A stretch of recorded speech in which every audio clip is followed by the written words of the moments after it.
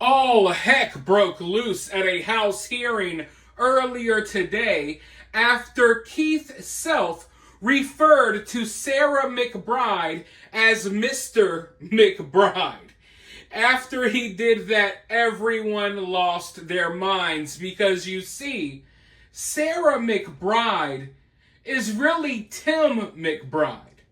You see, Tim decided that he was going to cosplay as a woman, pretend to be a woman, change his name to Sarah, and he basically started his political career. He launched his political career by taking selfies in the women's bathroom and stuff like that, because here in America, you can do those despicable things and somehow launch a political career.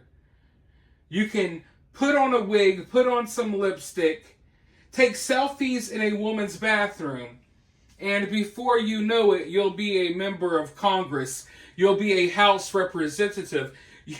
It's insane. But that's the country we're living in. That's the world we're living in. And we're trying to turn that around. And today, I think we made a little bit of progress, especially after how all of this went down.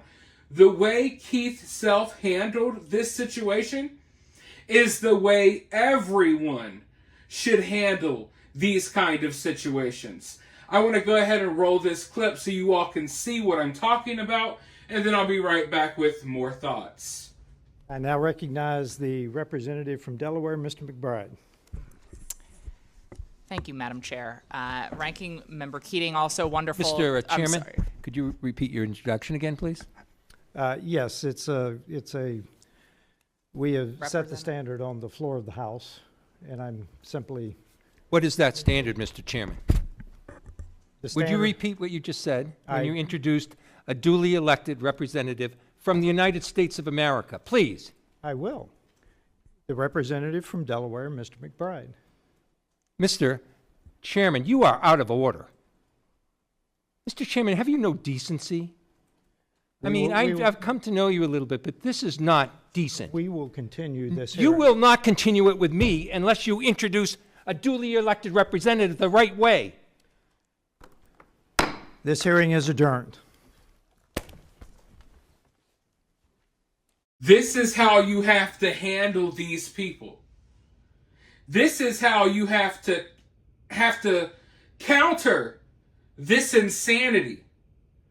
Gone are the days of not saying anything. Gone are the days of bowing down and allowing this weirdness to just completely engulf our entire society. Don't bow down. If you're caught in a situation like this, double down. You are doing yourself, you are doing your kids, your grandkids, future generations a huge service by taking a stand now. Okay? Because we've allowed this craziness to already go on for far too long. And I get it. People want to be nice. They want to be accepting. But they have showed us. They have shown us that they are the opposite of that.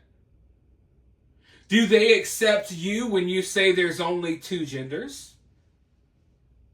Do they accept you when you say, hey, you're not a real woman? Do they accept you when you say, hey, I want this private space for women only?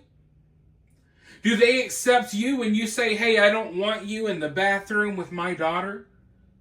Do they accept you when you say, hey, I don't want you competing in sports against my daughter? No, they don't. Because they're not accepting at all.